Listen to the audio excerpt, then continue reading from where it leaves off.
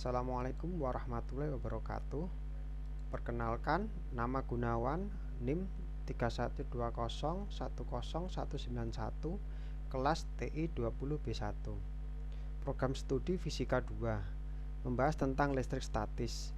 Dosen pengampu Ari Yuneldi, SPD MSI, Teknik Informatika, Universitas Pelita Bangsa. Pengertian listrik statis. Listrik statis adalah ketidakseimbangan muatan listrik dalam atau pada permukaan benda. Muatan listrik tetap ada sampai benda kehilangannya dengan cara sebuah arus listrik melepaskan muatan listrik. Hal ini mengisyaratkan bahwa listrik statis berkaitan dengan gejala kelistrikan yang diam atau tidak mengalir. Listrik statis tidak dapat mengalir dari satu tempat ke tempat yang lain, melainkan hanya menyala sekejap di satu tempat. Jadi, listrik statis tidak dapat menghasilkan arus listrik. Sejarah listrik statis. Dalam sejarah kelistrikan, listrik inilah yang pertama kali ditemukan oleh para ahli terdahulu. Listrik yang kita nikmatin sekarang ini merupakan hasil pengembangan dari listrik statis ini. Listrik statis pertama kali ditemukan oleh ahli matematika berkebangsaan Yunani kuno, yaitu Thales of Miletus pada tahun 625 sampai 547 sebelum Masehi. Kala itu beliau mengambil batu berwarna kuning yang disebut dengan batu ambar. Thales kemudian menggosok-gosokkan batu tersebut dengan kain wol. Tanpa diduga, bulu ayam yang berada di sekitarnya tertarik dan menempel. Dalam penggosokan tersebut, ternyata Thales telah memberikan muatan listrik ke batu ambar melalui kain wol.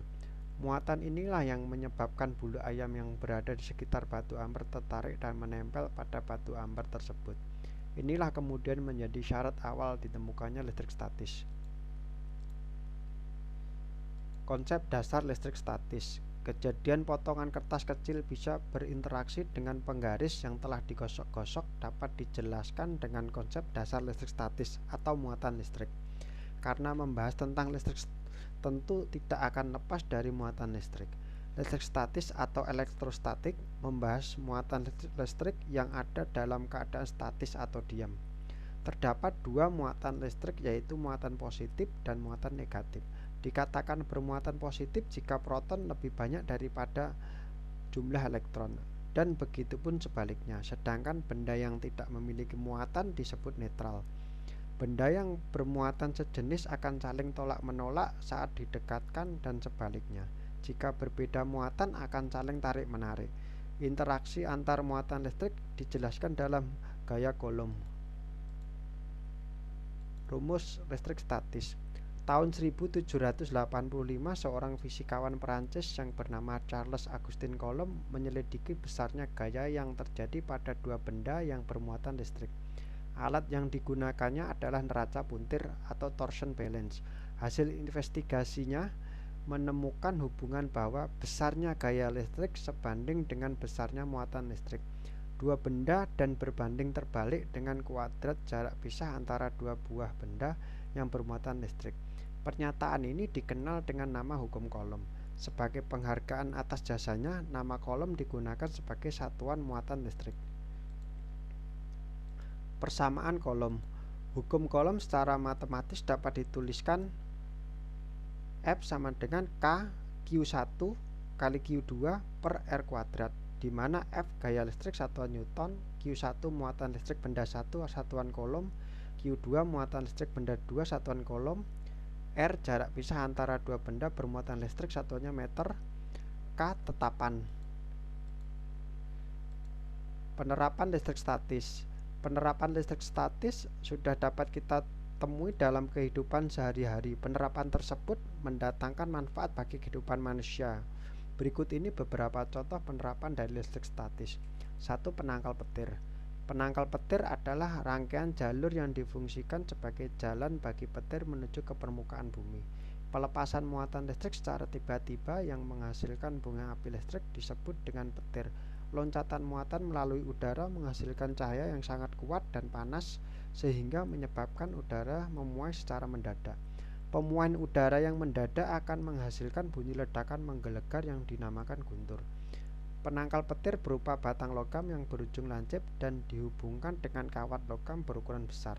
Penangkal petir dipasang di atas atap rumah atau di atas gedung bangunan tinggi dan dihubungkan ke dalam tanah melalui kabel logam.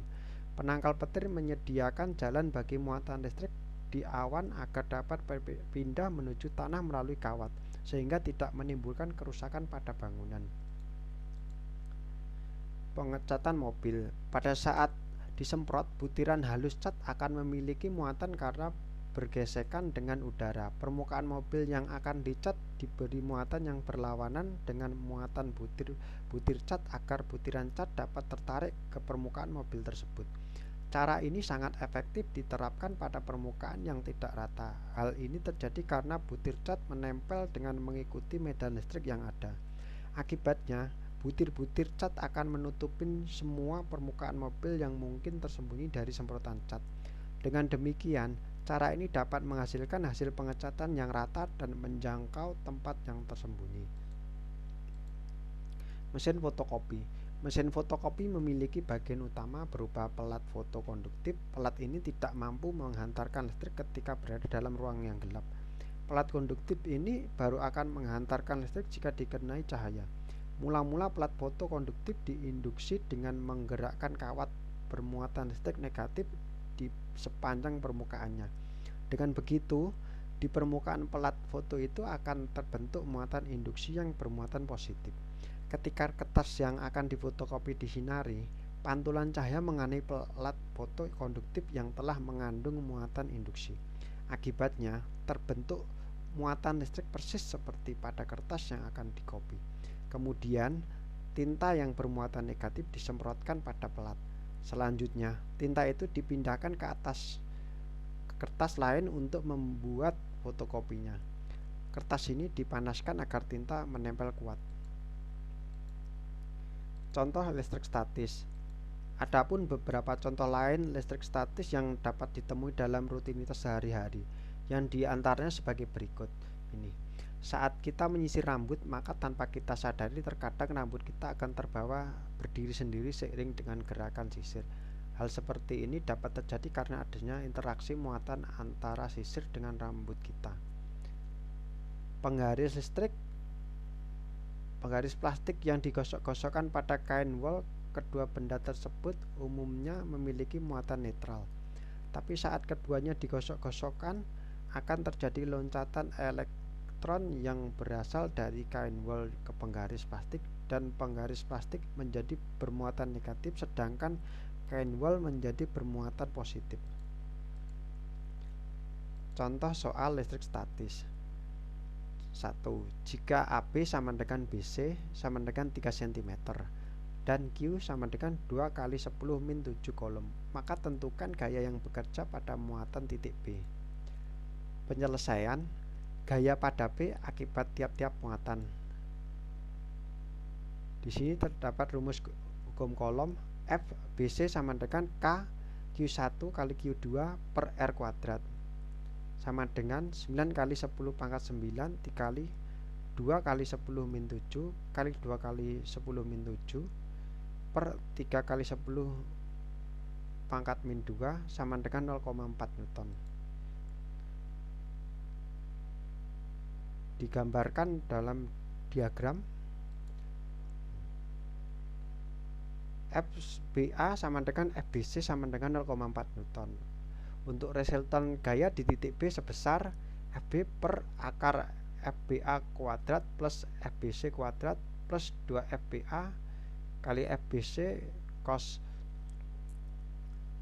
sama dengan akar 0,4 kuadrat plus 0,4 kuadrat plus 2 kali 0,4 kali 0,4 cos 90 sama dengan akar 0,32 sama dengan 0,4 akar 2 Newton.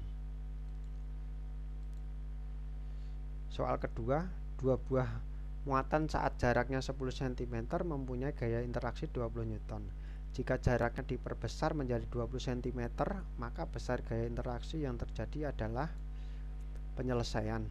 Diketahui R1 sama dengan 10 cm, F1 sama dengan 20 Newton, R2 20 cm. Ditanya F2. Dijawab F1 per F2 sama dengan R1 kuadrat per R2 kuadrat. F2 per 20 sama dengan 10 pangkat 2 per 20 pangkat 2. F2 sama dengan 100 kali 20 per 400 sama dengan 5 Newton. Maka besarnya gaya interaksi yang terjadi adalah 5 Newton. Berikut contoh-contoh untuk yang dari listrik statis. Berikut adalah daftar pustaka.